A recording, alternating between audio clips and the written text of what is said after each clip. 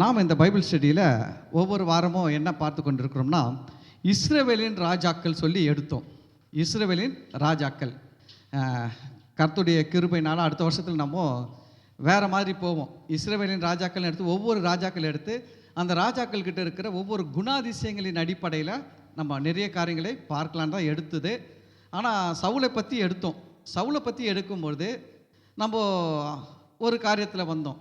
தேவன் சொல்லுகிற ஒரு வார்த்தை என்னென்னா, பலியை பார்க்கிலும் கீழ்ப்படிதலும் ஆட்டுக்கடாக்களின் இனத்தை பார்க்கிலும் செவி கொடுத்தலும் உத்தமம் அப்படின்ற ஒரு சப்ஜெக்டில் வரும்போது, நம்ம தேவனுக்கு பலியிடுவதை விட கீழ்ப்படிவது முக்கியம் அப்படின்னு சொல்லிட்டு பார்த்தோம். அப்போ கீழ்ப்படியணும் தேவனுக்கு தெரியணும்னா தேவனை பற்றி ஒரு அறிவு நமக்கு தேவை. தேவனை பற்றி ஒரு சரியான அறிவும் எண்ணமும் நமக்கு இருந்தால் தான் நம்ம தேவனை புரிந்து கொண்டால் தான் நம்ம அவரை நேசிக்க முடியும், நம்ம கீழ்ப்படிய கூட முடியும். புரியுதுங்களா? ஒரு ஆளை பற்றி புரிஞ்சிக்காமலே தெரிஞ்சிக்காமலே நீங்கள் கீழ்ப்படியணும்னா வரவே வராது, உங்களுக்கு அந்த தன்மைகள் வராது. அதனால் முதலாவது நம்ம அதை பற்றி தெரிஞ்சுக்கணும். ஒருத்தரை பற்றி தெரிஞ்சுக்கினா தான் நமக்கு அவரை நேசிக்க ஆரம்பிக்கும் போது தான் நம்ம அவருக்கு கீழ்ப்படியணுன்ற ஒரு எண்ணமே வரும். அதன் அடிப்படையில் தேவனை நாம் அறிந்து கொள்ள வேண்டும் அப்படின்னு சொல்லி பார்த்தோம். பழைய ஏற்பாட்டில் இருக்கிற மாதிரி நம்ம தேவனை அறிந்து கொள்ள பார்ப்பது தவறு. புதிய ஏற்பாடுன்றது அதில் கொஞ்சம் வித்தியாசம் இருக்குது.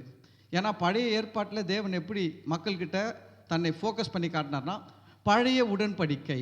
என்னது? பழைய உடன்படிக்கை. பழைய உடன்படிக்கைன்றது எதை பேஸ் பண்ணியிருக்குது? நியாயப்பிரமாணம். பழைய உடன்படிக்கைன்றது நியாயப்பிரமாணத்தை பேஸ் பண்ணி இருக்குது. நான் டெய்லி வசனங்கள் போடுறேன். அதில் பார்த்தீங்கன்னா ஒரு நாள் சங்கீதத்திலேருந்து போடுறேன், ஒரு நாள் ரோமர்லேருந்து போடுறேன். எதுக்கு அப்படி போடுறேன்னா, தொடர்ந்து அதை படிக்கிறவங்களுக்கு சில காரியங்கள்லாம் விளங்கும், புரியும். இப்போ நான் ரோமர்லேருந்து போடும்போது பார்த்தீங்கன்னா இன்றைக்கி கூட ஒரு வசனம் போட்டேன். என்ன? அதாவது நியாயப்பிரமாணம் இல்லாத போது நான் ஜீவன் உள்ளவனாய் இருந்தேன். நியாயப்பிரமாணம் இல்லாதப்போ பவுல் சொல்கிறார், எப்படி இருந்தாரா? ஜீவன் உள்ளவனாய் இருந்தேன். கற்பனை வந்தபோது நான் என்ன பண்ணிட்டேன்? பாவி ஆயிட்டேன். கற்பனை வந்தபோது நான் மரித்தவனானேன், பாவம் வந்தது. கற்பனை வந்தபோது பாவம் பலன் கொண்டது, நான் மரித்தவனானேன். அப்போது என்ன அப்படின்னா, நியாயப்பிரமாணத்தை தேவன் மனுஷர்கள் செய்து நிறைவேற்றி தேவனுக்கு முன்னாடி நின்று நான் நல்லவன், உத்தமன், குற்றம் சாட்டப்பட முடியாதவன், ரொம்ப யோகியதன் சொல்கிறதுக்காக நியாயப்பிரமாணத்தை தேவன் கொடுக்கலை. நியாயப்பிரமாணத்தை தேவன் ஏன் கொடுத்தார்னா, அதில் எல்லா கட்டளைகளும் செய்ய முடியும், செய்ய முடியாது, செய்யாத, இப்படி தான் வரும் 9 கட்டளை. ஒரு கட்டளை செய்யறது இல்லை, உள்ள என்ன இருக்குதுன்றதை காட்டுறது, நம்மளுடைய சுபாவத்தை காட்டுகிற தன்மையை காட்டுகிறது. மனுஷனுக்கு பாருங்க, ஆதாம் பாவத்தில் விழுந்த உடனே மனுஷனுடைய ஆவி மரித்த நிலைமைக்கு போயிடுச்சு. மனுஷனுடைய ஆவி எப்படி போயிடுச்சு? மரித்த நிலைமைக்கு போயிடுச்சு. அதனால் அவன் பாவம் செய்ய அதிகமாயிடுச்சு. ஆதாம் பழம் தான் புசிச்சாரு. அடுத்த சந்ததியில் பார்த்தீங்கன்னா காய் என்ன பண்ணிட்டாரு? ஆபேலை கொலை பண்ணிட்டாரு. அதுக்கு அடுத்த ஜெனரேஷன் பாருங்க, லாமேக்கு 2 பேரை கொலை பண்ணிட்டாரு. சரி, அடுத்த ஜெனரேஷனில் பாருங்க, நோவா காலத்தில் மக்கள் மொத்தம் டோட்டலாக என்ன ஆயிட்டாங்க? கரப்ட் ஆயிட்டாங்க. மொத்த மக்கள் என்ன ஆயிட்டாங்க? கரப்ட் ஆயிடுச்சு. அப்போ என்ன ஆயிடுச்சுன்னா, பாவம் பெருகி கொண்டு இருக்கிறது. பாவ சுபாவங்கள் மனுஷர்களுக்குள்ளே இருந்து கொண்டே இருக்கிறது. அதை தான் நம்ம ஒன்று புரிஞ்சுக்கணும். இயேசு கிறிஸ்துவின் ரத்தம் சகல பாவங்களையும் மன்னிக்கிறதுன்னு போட்டுருக்கிறது. இயேசு பாவங்களை மன்னிக்கிறான்னு போட்டிருக்குது. அப்போ இந்த பாவம்னா என்ன? பாவத்தை மன்னிக்கிறதுனா என்னன்னா, மனுஷனுக்குள்ளே 2 செயல்கள் இருக்குது. ஒன்று பாவ சுபாவம், இன்னொன்று பாவ செயல்கள். என்னென்ன? பாவ சுபாவம், இன்னொன்று பாவ செயல். அதை தான் என்ன சொல்லுவாங்கன்னா, மாங்காய் மரத்தில் என்ன தான் வரும்? மாங்காய் தான் வரும். மாங்காய் வருதுனால அது மாங்காய் மரம் கிடையாது. மாங்காய் மரமாக இருக்கிறதுனால மாங்காய் வருகிறது. நம்ம என்ன பண்ணுறோம்? உல்டாவாக வச்சு டீல் பண்ணுறோம். நம்ம என்ன சொல்கிறோம்? மாங்காய் வருதுனால அது மாங்காய் மரம்ன்றோம். அப்படி கிடையாது. மாங்காய் மரமாக இருக்கிறதுனால மாங்காய் வருது. இப்போ மனுஷன் பாவம் செய்கிறதுனால பாவி கிடையாது, அவன் பாவியாக இருக்கிறதுனால பாவம் செய்கிறான். ஏன் பாவம் செய்கிறான்? பாவியாக இருக்கிறதுனால பாவம் செய்கிறான். பாவம் செய்கிறதுனால பாவி ஆகல. அதை நம்ம நல்லா புரிஞ்சுக்கணும். எப்படி அவன் பாவியாகனா? பாவம் சுபாவம் எப்படி வந்துச்சுன்னா, ஆதாமிலிருந்து வந்துச்சு. ஆதாமிலிருந்து என்ன வந்துச்சு? மனுஷனுக்கு பாவ சுபாவம் மக்கள் பிறக்க எல்லா மனுஷன் மேலேயும் இன்புட் ஆகினே வந்துச்சு. பாவ சுபாவத்தில் தான் பிறக்கிறாங்க. எல்லாரும் பிறக்கும் போது பிள்ளைகள் பாவ சுபாவத்தில் தான் பிறக்குதுங்க. வளரும் போது அதோடைய சுபாவமே பாவத்தில் இருக்கிறதுனால அதோடைய செயல்களும் பாவ செயல்களாய் வருகிறது. இப்போ இதை தான் வந்து என்ன பண்ணாருன்னா இயேசு குறுக்க வந்து நிறுத்துறாரு. சிலுவைன்றது என்னன்னா இப்படி போயின்னு இருக்கிறத வந்து ஸ்டாப் பண்ணுது. என்னத்தை ஸ்டாப் பண்ணுதுன்னா, இவ்வளோ நாள் பாவ சுபாவத்தில் இருந்த மனுஷ வாழ்க்கையில் இயேசு குறுக்க வரும்போது, இயேசு இடைப்படும் போது அந்த சுபாவம் மாறுகிறது. அதை தான் வசனம் சொல்லுகிறது. நாம் வந்து அழிவில்லாத வித்து ஆகிய வேத வசனத்தினாலே மறுபடியும் பிறந்திருக்கிறோம். நம்ம என்ன பண்ணியிருக்கிறோம்? இயேசுவை ஏற்றுக்கொள்ளும் போது அழிவில்லாத வித்தாகிய வேத வசனத்தினால மறுபடியும் பிறந்திருக்கிறோம். இப்படி இருக்க ஒருவன் கிறிஸ்துக்குள் இருந்தால் புது சிருஷ்டியாக இருக்கிறான். பழையவைகள் ஒழிந்து போயின, எல்லாம் புதிதாயின. அப்போ நம்ம இயேசுவை ஏற்றுக்கொள்ளும் போது என்ன ஆகுதுன்னா, இவ்வளோ நாள் பாவ சுபாவத்தில் வந்த நம்ம மனுஷனுடைய வாழ்க்கை அங்கே கட் ஆகுது. கட் ஆகிட்டு அதுக்கு மேலே கண்டினியூ வருது. என்ன கண்டினியூ வருதுன்னா, இயேசுவின் சுபாவம் நமக்குள்ளே வருது. என்ன சுபாவம் வந்துச்சு நமக்குள்ள? இயேசுவின் சுபாவம். அதை தான் சொல்லுது. ஒரு மனுஷன் ஞானஸ்நானம் எடுக்கும் போது அவனுடைய பழைய மனுஷன் தண்ணியில் அடக்கம் பண்ணப்படுகிறான். இயேசு உயிர்த்தெழுந்தது போல புதிய ஜீவன் உள்ளவனாய் நடந்து கொள்ளும்படிக்கு கிறிஸ்துவை உடையவனாய் புதிய மனுஷனாய் சுபாவம் மாறுகிறது. இது எங்கே மாறுகிறது? குணத்தில் மாறல, சுபாவமே மாறுது. நமக்கு தன்மை மாறுது. புரியுதுங்களா? அதனால் நம்ம பழைய மனுஷன் ஆதாமுடைய சுபாவம் எங்கே நமக்கு இயேசுவை ஏற்றுக்கிட்டு ஞானஸ்நானம் எடுக்கும்போது தான் அங்கே க்ளோஸ் ஆகுது. ஞானஸ்நானம் எடுத்த பிறகு இயேசுக்குள்ளே இருக்கிற சுபாவங்கள் நமக்குள்ளே என்ன பண்ணப்படுதுன்னா வந்துடுச்சு. ஆனால் என்ன இப்போ இது நம்மளுக்கு பிரச்சனைனா, நம்ம இதை தெரிஞ்சுக்கணும். இப்போ நீங்கள் கேட்குறீங்க, தெரிஞ்சுக்கிறீங்க. இப்போ உங்களை பார்க்கும்போது என்ன யோசிப்பீங்க? என்னுடைய சுபாவம் என்ன சுபாவம்? கிறிஸ்துவின் சுபாவம் எனக்குள்ளே இருக்குது. நான் புது சிருஷ்டி, நான் மறுபடியும் பிறந்திருக்கிறேன் அப்படின்னு என்ன பண்ணுவீங்க? யோசிப்பீங்க. யோசிக்கும் பொழுது இந்த பாவ செயல்கள் உங்களை ஜெயிக்க முடியாது. ஆனால் நம்ம அதை யோசிக்க தவறும் பொழுது, அதை அறிந்து கொள்ள தவறும் பொழுது நம்ம என்ன யோசிக்கிறோம்? பொதுவாக எல்லாருக்கும் ஒரு வீக்னஸ் இருக்கும், ஒரு பலவீனம் இருக்கும். அவருக்கு அந்த பலவீனம், இவருக்கு இந்த பலவீனம், எனக்கு இந்த பலவீனம். அதை வந்து சுபாவத்தில் கொண்டு வந்து என்ன பண்ணிடுறோம்? இன்புட் பண்ணிடுறோம். எனக்கு ஏன் பலவீனம் இருக்கும்? எல்லாரும் பலவீனமானவங்க தாங்க. இப்போ வியாதி இருக்கிறவங்க சொல்லுவாங்க பாருங்க, ஒருத்தர் பிபி இருக்காங்க, ஒருத்தர் சுகர் இருக்கும், யாருக்கும் எதுவும் இல்லாமல் கிடையாது. மனுஷனாக பிறந்தா ஒன்று இருக்க தாங்க செய்யும்.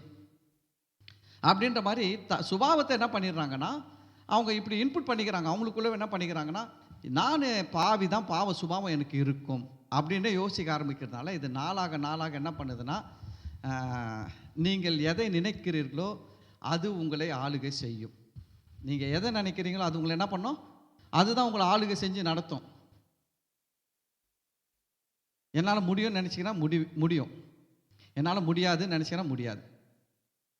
அப்போ நீங்கள் நினைக்கிறது ரொம்ப முக்கியம். அப்போ வந்து சத்தியத்தையும் அறிவீர்கள், சத்தியம் உங்களை விடுதலையாக்கும். எப்போ விடுதலையாக்குது?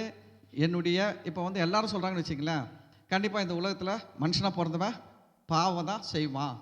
ஏன்னா அவனுக்குள்ளே என்ன இருக்குது? சுபாவமே பாவ சுபாவம் தான் அப்படின்ட்டு நினச்சிங்கன்னா நீங்கள் என்ன பண்ணுறீங்க? ஆட்டோமேட்டிக்காக பாவத்தில் செய்ய ஆரம்பிச்சிருவோம். ஆனால் இல்லை, நான் கிறிஸ்துவுக்குள்ளே இருக்கிறேன், புது சிருஷ்டியாக இருக்கிறேன், என்னுடைய சுபாவம் மாற்றப்பட்டிருக்கிறது. இதை நீங்கள் அதிகமாக யோசிக்க யோசிக்க யோசிக்க கண்டிப்பாக பாவம் உங்களை ஜெயிக்காது. அதுக்கு தான் ரோமர் 6:14 சொல்கிறது, நியாயப்பிரமாணத்தினால நம்ம என்ன பண்ண முடியாதுன்னா பாவத்தை ஜெயிக்க முடியாது. நியாயப்பிரமாணம் நம்ம என்ன பண்ண வைக்காது? பாவத்தை ஜெயிக்க வைக்காது. ஆனால் கிருபை என்ன பண்ணுதான்? பாவத்தை ஜெயிக்க வைக்கிறது. கிருபை என்ன பண்ணுதான்?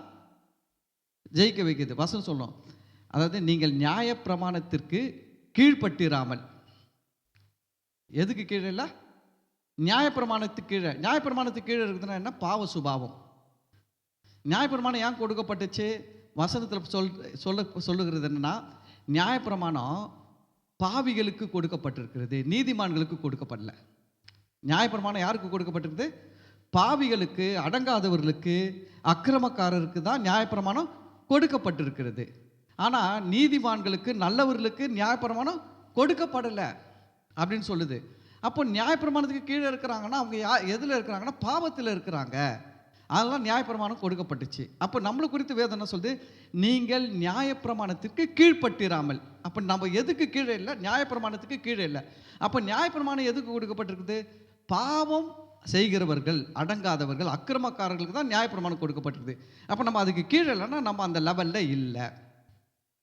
அடுத்தது அதோடு நிற்கல.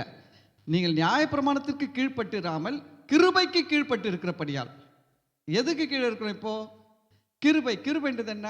இப்படி போயின்னு இருந்த நம்மளுடைய தன்மையில் குறுக்க இயேசு வந்தார். இயேசு கிறிஸ்து மூலமாக என்ன பண்ணப்பட்டது? கிருபையும் சத்தியமும் வெளியாக்கப்பட்டது.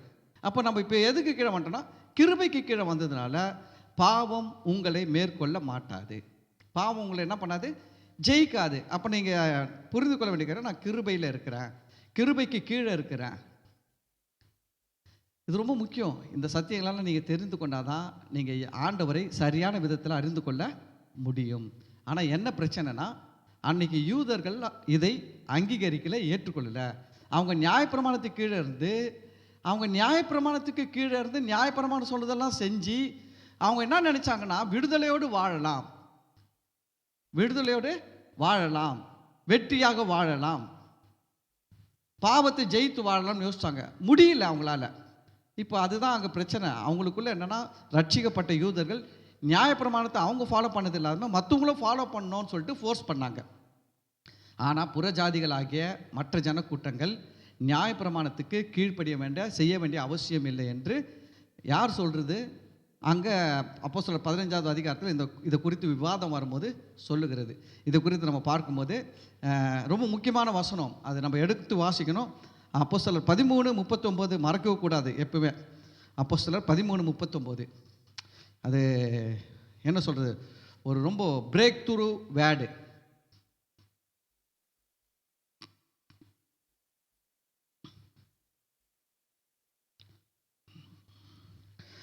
பேதுரு சொல்கிறார். இந்த வேர்டை யார் சொல்கிறதுன்னா, அப்போஸ்தலனாகிய பேதுரு சொல்லுகிற வார்த்தை இது. என்ன சொல்கிறார் பாருங்க. மோசேயின் நியாயப்பிரமாணத்தினாலே நீங்கள் எவைகளினின்று விடுதலையாகி நீதிமான்களாக்கப்பட கூடாதிருந்ததோ. மோசேயின் நியாயப்பிரமாணம் மனுஷரில் என்ன பண்ண முடியலன்னா, விடுதலையாக்க முடியல, நீதிமான்களாய் மாற்ற முடியல. மோசே நியாயப்பிரமாணம் என்ன பண்ண முடியல? மனுஷரில் விடுதலையாக்கலை, நீதிமானாய் மாற்றலை.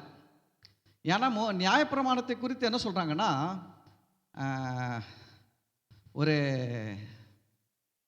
ஸ்டீல் பில்லர், ஒரு இந்த பொருட்காட்சியெலாம் நடத்தும் போது போனால், அந்த பொருட்காட்சி நடத்துறதுல ஒரு மரம் வச்சுருப்பாங்க, வழு மரம்னு சொல்லிட்டு பேர். வழுக்கிற மரம், வழன்னு இருக்கும் மரம். அது ஒரு 10 அடி 12 அடியில் வச்சுருப்பான்.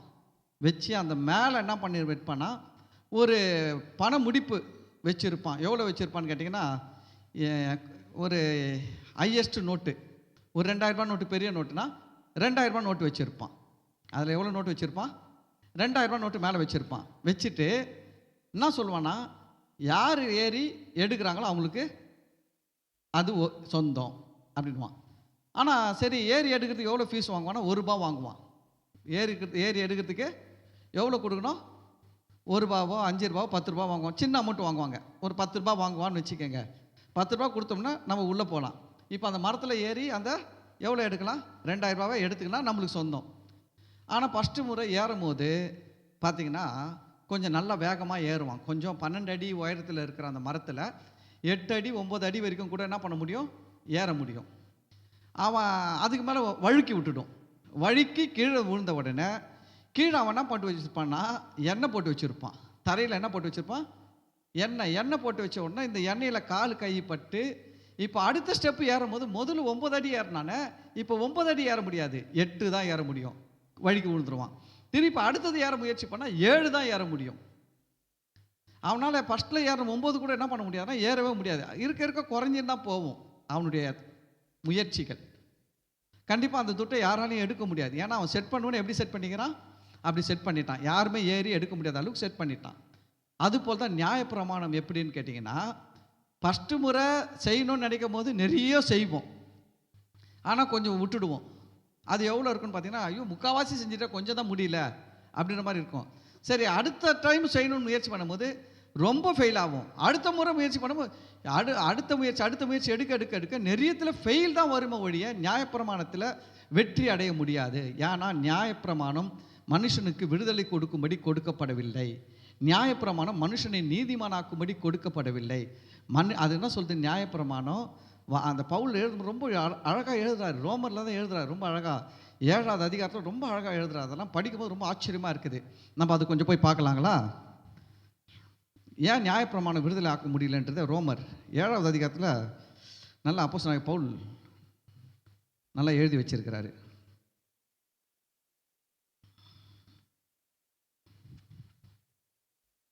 நியாயப்பிரமாணம்னா என்ன அப்படின்னா, பழைய ஏற்பாட்டில் இருக்கிற சட்டதிட்டங்கள். நியாயப்பிரமாணம்னா என்னன்னா, கவனிங்க, மனுஷன் தன் சுய முயற்சிகள் மூலமாக தேவனிடத்தில் நீதிமானாய் மாறுவது, மனுஷன் தன்னுடைய சுய முயற்சிகள் மூலமாக தேவனிடத்தில் நல்லவனாக தன்னை காண்பிப்பது, மனுஷன் தன்னுடைய சுய செயல்கள் மூலமாக தன்னை நீதிமான், நல்லவன், உத்தமன் என்று நிரூபிப்பது. நியாயப்பிரமாணன்றது என்ன? நியாயப்பிரமாணம்னா என்னன்னா, அதை செஞ்சு கடவுளுக்கு முன்னாடி தன்னை ப்ரூஃப் பண்ணுறது. அதுக்கு தான் நியாயப்பிரமாணத்தை அந்த காலத்தில் ஃபாலோ பண்ணாங்க. அந்த காலத்தில் தேவன் ஏன் நியாயப்பிரமாணத்தை கொடுத்தாருனாலுமே, மனுஷனால் செய்யறதுக்கு அவன் முயற்சி எடுக்கணும், அவன் தோக்கணும். தோத்த பிறகு அவன் எங்கே வருவான்னு கேட்டிங்கன்னா, கடவுள்கிட்ட தான் வருவான். கடவுள்கிட்ட வந்து என்ன பண்ணுவான், ஆண்டவரே என்னால் நீங்கள் கொடுத்த நியாயப்பிரமாணத்தை நிறைவேற்ற முடியல, நான் ஒரு பாவி ஆண்டவரேன்னு சொல்லிட்டு வந்து நிற்பான். நான் வந்து நிற்கணும், நான் ஒரு பாவி, நீங்கள் எனக்கு கொடுத்துருக்கிறீங்க நல்லா கட்டளைகள், ஒழுக்கமாக வாழ்கிறதுக்கு கட்டளைகள், நீதியாக வாழ்கிறதுக்கு கட்டளைகள், நேர்மையாக வாழ்கிறதுக்கு கட்டளைகள், சட்டத்திட்டங்கள்லாம் கொடுத்துருக்குறீங்க. நான் அதெல்லாம் செஞ்சு பார்த்தேன், என்னால் என்ன பண்ண முடியல, செய்ய முடியல, நான் தோத்துட்டேன், நான் ஒரு பாவி ஆண்டவரேன்னு வரும்பொழுது, அப்போ ஆண்டவர் என்ன அவனுக்கு ஒரு ஆல்டர்னேட்டிவ் வச்சிருக்கிறாரு. என்ன ஆல்டர்னேட்டிவ் வச்சுக்கிறாருன்னா, ஓகே உன்னால் முடியல, நீ தோத்துட்டேன்னு வர, ஆனால் நீ இனி தோத்து இப்படியே வாழ வேண்டிய அவசியம் கிடையாது. நீ செய்ய முடியாததெல்லாம் உனக்காக என்னுடைய குமாரனாகிய இயேசு கிறிஸ்து சிலுவையில் செய்து முடிச்சிருக்கிறாரு. இப்போ நீ அவரை நம்பு, அவர் மூலமாக நீ எப்படி இருக்கலாம், நல்லா இருக்கலாம். நீ எதெல்லாம் செஞ்சு நல்லா இருக்கலாம்னு நினச்சியோ அதையெல்லாம் உன்னால் செய்ய முடியல, நல்லா இருக்க முடியல. ஆனால் கடவுள் பாருங்க என்ன நினைக்கிறாரு, நீ இப்படியே செய்ய முடிஞ்சு தோற்று போய் ஒன்றும் செய்ய முடியல, தோத்துட்டேன், நான் ஃபெயில் ஆகிட்டேன், நான் நல்லா இருக்க முடியாதுன்னு சொல்லிட்டு கூனி குறுகி போய் உன் லைஃப்பில் விரக்தியோடு, வேதனையோடு, கவலையோடு நீ வாழ வேண்டிய அவசியம் கிடையாது. உனக்காக நானே மனுஷனாக வந்திருக்கிறேன், இயேசு கிறிஸ்துவாக வந்திருக்கிறேன், குமாரனாக வந்திருக்கிறேன், உலகத்திற்கு ஒளியாக வந்திருக்கிறேன். புரியுதுங்களா? நானே வந்து கடவுள் வந்து நானே உனக்காக, நீ செய்ய முடியாததெல்லாம் உனக்காக நான் செஞ்சு இருக்கிறதுனால என்ன நீ விசுவாசிக்கும் பொழுது இதையெல்லாம் நான் உனக்கு இலவசமாய் கொடுக்கிறேன். ஹல்லேலூயா. இதுக்கு தான் நியாயப்பிரமாணத்தையே தேவன் கொடுத்தாரு. ஆனால் இவங்க என்ன பண்ணிட்டாங்கன்னா, நியாயப்பிரமாணத்தை வாங்கின இந்த யூதர்களால் செய்ய முடியல. ஆனால் இதில் என்ன பண்ணிட்டாங்க, இவங்க செய்ய முடியல, நாங்கள்லாம் பாவின்னு சொல்லிட்டு ஒத்துக்கலை, சரண்டர் ஆகலை. என்ன பண்ணல, ஒத்துக்கலை, சரண்டர் ஆகலை தேவன்கிட்ட. என்ன பண்ணிட்டாங்கன்னா, அதில் அவங்க வந்து லெவல்ஸ் வச்சுக்கினாங்க. சரிப்பா, 10 கட்டளை நீ செய்ய முடியல, 9 செஞ்சியா, அப்போ நீ பெரிய நீதிமான். நீ 8 செஞ்சியா, நீ அவருக்கு அடுத்த நீதிமான். நீ 7 செஞ்சுக்கிறியா, அப்போ அவருக்கு அடுத்த நீதிமான். புரியுதுங்களா? இப்படியே வந்து வந்து வந்து இயேசு வரும்போது எப்படி வந்துட்டாங்க தெரியுங்களா? உனக்கு நியாயப்பிரமாணம் தெரிஞ்சிட்டாலுமே நீ நீதிமான். என்னது? நியாயப்பிரமாணத்தை நிறைவேற்றினா இல்லை, முதல்ல வந்து 9 நிறைவேற்றினா நீதிமான், 10 நிறைவேற்ற முடியாது. கடவுளுடைய பார்வையில் 10 நிறைவேற்றினா தான் நீதிமான். ஆனால் இவங்களே என்ன பண்ணிக்கினாங்கன்னா, இவங்களே ஒரு லிமிட் வச்சுக்கினாங்க. இவங்களே இந்த யூதர்கள், பரிசேயர்கள், வேதபாரகர்கள், இவங்களே ஒரு லிமிட் வச்சுக்கினாங்க. என்ன லிமிட் வச்சுக்கினாங்க? சரி 10 செஞ்சால் தான் கடவுள் நீதிமான் சொல்லிட்டாரு, நம்மளால் 10 செய்ய முடியல, எவனாலையுமே முடியல, சரி அதை விட்டுருவோம் அந்த சப்ஜெக்டை. இப்போ நம்ம வேற ஒரு வர எல்லை வைப்போம். 9 செஞ்சால் அவன் தான் சூப்பர் நீதிமான். 8 செய்கிறானா, அப்போ அவனுக்கு அடுத்த நீதிமான். 7 செய்கிறானா அடுத்த நீதிமான். இப்படி எடுத்துகிட்டு வந்தாங்க. எப்போதுலேருந்து நோவா காலத்துக்கு பிற்பாடு மோசே நியாயப்பிரமாணம் கொடுத்ததுலேருந்து இப்படி தான் வந்தாங்க கொஞ்ச நாளைக்கு அப்புறம். அதுக்கப்புறம் என்ன பண்ணிட்டாங்கன்னா, இயேசுக்கு வரும்போது அவங்களால நியாயப்பிரமாணத்தை முழுசாகவே அதில் 1-2 கூட கடைப்பிடிக்க முடியல, ஃபெயிலாக ஆரம்பிச்சிட்டாங்க. அப்போ என்ன பண்ணிட்டாங்க, அவங்க நியாயப்பிரமாணம் ஒருத்தன் தெரிஞ்சிருந்தாலுமே நீதிமான். என்னது? நியாயப்பிரமாணம் தெரிஞ்சிருந்தாலுமே நீதிமான் சொல்லிட்டு இந்த நியாயப்பிரமாணத்தை யாரையும் படிக்க வைக்கிறது கிடையாது. யாருன்னா படிக்கணும்னா அதுக்கு நிறைய ரூல்ஸு. குழந்தையா இருக்கும்போது 7 வயசுலேயே எடுத்துன்னு போய் என்ன பண்ணிடணும், சேர்த்துடணும். சேர்த்துட்டா அந்த 7 வயசுலேருந்து அவங்க பல வருஷங்கள் அந்த பிள்ளைகளுக்கு இன்றைக்கி ஸ்கூல் இருக்க மாதிரி அன்றைக்கி மேக்ஸு, தமிழ், இங்கிலீஷ்லாம் சப்ஜெக்ட்டுங்க கிடையாது, அன்றைக்கி ஒன்றுமே கிடையாது. அதனால் அவங்கள எடுத்துன்னு போய் நியாயப்பிரமாணம் கற்றுக்கிறதுக்கு சேர்த்து விட்டு அவங்களுக்கு நியாயப்பிரமாணத்தை சொல்லி கொடுத்து இவங்க நியாயப்பிரமாணத்தை தெரிஞ்சு இருந்தாலுமே இவங்க என்ன சொல்ல ஆரம்பிச்சிட்டாங்க, நீதிமான். யார் நீதிமானே? நியாயப்பிரமாணம் தெரிஞ்சாலுமே நீதிமான். ஏன்னா வந்து அன்றைக்கி யாருக்கு கையிலையும் பைபிள் கிடையாது, யாருக்குமே கட்டளைகள் என்ன ஏதுன்னு தெரியாது. இதுக்கு ஒருத்தன் வந்து பல வருஷம் 5 வருஷம் கிளாஸ் போய் முடிச்சுட்டு இதெல்லாம் நியாயப்பிரமாண சட்டத்திட்டம் இருக்குது அப்படின்னு தெரிஞ்சு அவன் சொல்ல ஆரம்பித்தாலும் அவன் நீதிமான் அப்படின்னு சொல்லிட்டு இவங்க அங்கீகரிச்சிட்டாங்க. இப்போ இயேசு வந்து அதெல்லாம் உடைச்சாரு. இந்த மலை பிரசங்கத்தில் என்ன பண்ணார் இயேசுனா, இவன் என்ன நினச்சின்னு இருக்கிறான், எனக்கு நியாயப்பிரமாணம் தெரிஞ்சாலுமே நான் நீதிமான் நினச்சிருக்கிறான் பார்த்தீங்களா, அதையெல்லாம் அங்கே பிரேக் பண்ணார், உடைக்கிறாரு. எப்படி உடைச்சாரு? இவன் என்ன சொன்னான், இவன் எப்படின்னா நினச்சான், கையும் மெய்யுமா செஞ்சாதான் பாவி. என்னது, ஒருத்தன் கையும் மெய்யுமா விபசாரம் செஞ்சாதான் பாவி, அதுபோல் செயல்கள் செஞ்சாதான் நீதிமான் அப்படின்றது இல்லை. எனக்கு தெரிஞ்சதாலுமே நான் நீதிமான் நினச்சான். இப்போ அதை தான் அவர் உடைச்சாரு. என்ன உடைச்சாரு? ஒருத்தரும் நீதிமான் கிடையாது. அதனால தான் அவன் என்ன நினச்சிருக்கிறான், நான் வந்து எனக்கு தெரிஞ்சிருக்குது, பைபிள்லேருந்து இத்தனை அதிகாரம் தெரியும், இவ்வளோ வசனம் தெரியும், நான் இவ்வளோ நீதிமான் நினச்சிருக்கிறான் பார்த்தீங்களா. அதை வந்து பிரேக் பண்ணுறாரு. எப்படி பிரேக் பண்ணுறாரு? விபச்சாரம் செஞ்சவன் மட்டும்தான் விபச்சாரக்காரன் கிடையாது, ஒரு ஸ்திரீயை இச்சையோடு பார்க்கிற எவனும் விபச்சாரம் செய்தாயிற்று. இப்போ என்ன பண்ணுறாருன்னா, இவன் தன்னை நீதிமான் நினச்சிருக்கிறான் பாருங்க, இப்போ அங்கே உடைக்கிறாரு. இப்போ என்ன பண்ண முடியல, இவ்வளோ நாள் இவன் என்ன நினச்சிருந்தா, எனக்கு நியாயப்பிரமாணம் தெரிஞ்சிருந்தாலும் நான் நீதிமான் நினச்சிருந்தான் பார்த்தீங்களா, அதெல்லாம் உடைக்கிறாரு. அதெல்லாம் உடைக்கிறது தான் அவர் சொன்னார், ஒருவன் ஒரு மைல் தூரம் உன்னை கூப்பிட்டா அவன் கூட என்ன பண்ணு, 2 மைல் தூரம் போ.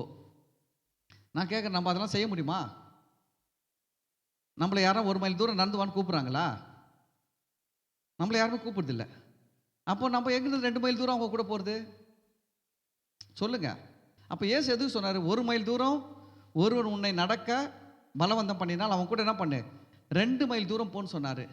எதுக்கு சொன்னார், யாருக்கு சொன்னார், அதெல்லாம் கொஞ்சம் பார்க்கணும், பேக்ரவுண்ட்லாம் பார்க்கணும்.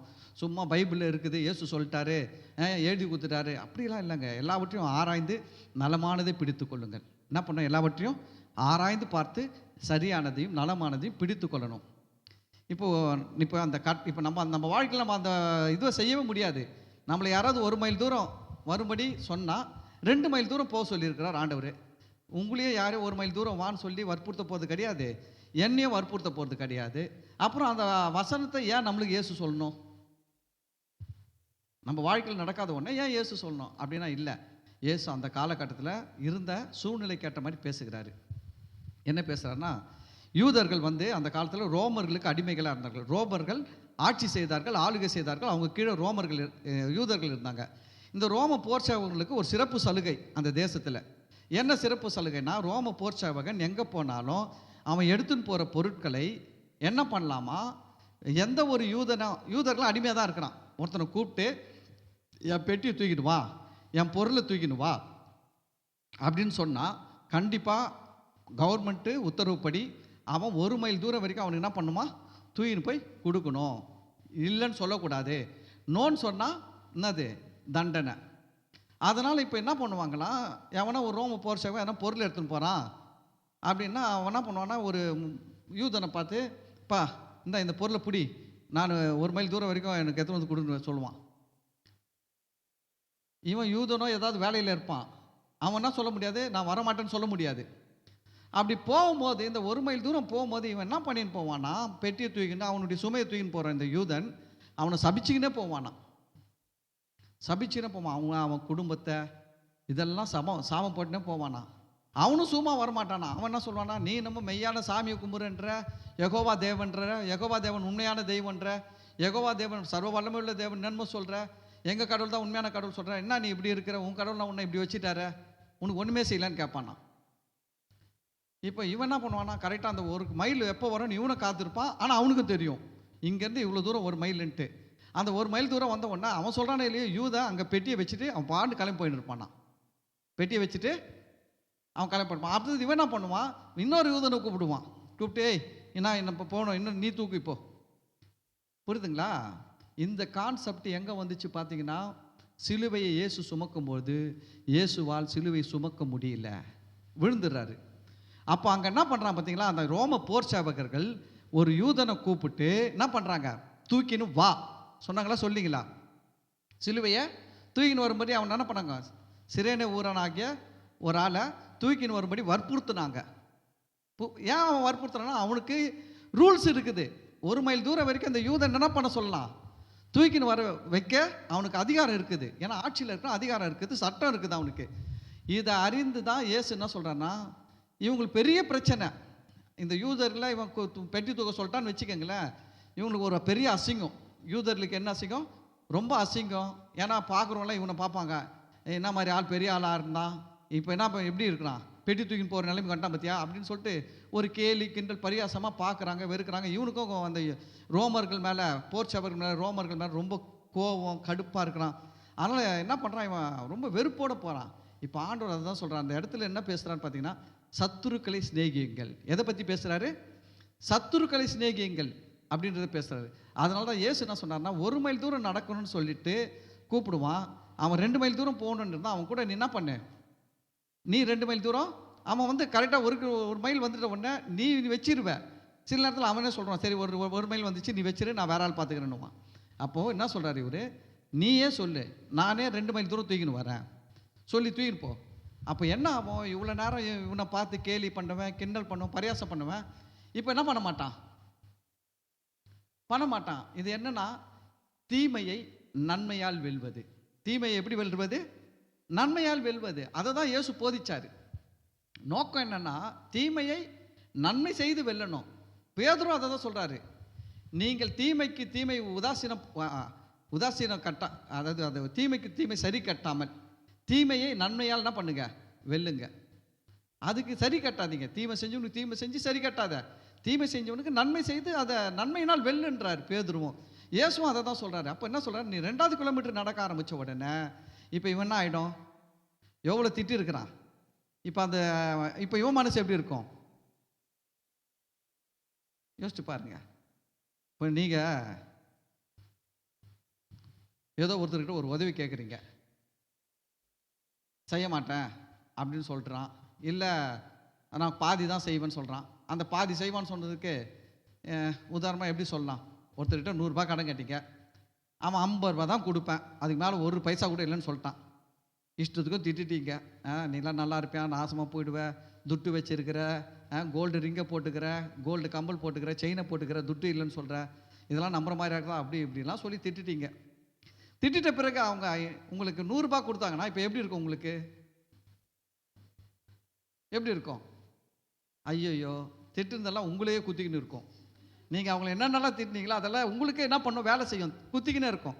அப்போ இந்த ரோமர்களுக்கு என்ன ஆகிடும்னா, 1 கிலோமீட்டர் வரைக்கும் இவனை திட்டு வந்தான் பாருங்க, அடுத்த கிலோமீட்டர் இவன் பேசவே வேணாம், அமைதியாக எடுத்துன்னு போனாலுமே அவன் உணர்வடைவான்.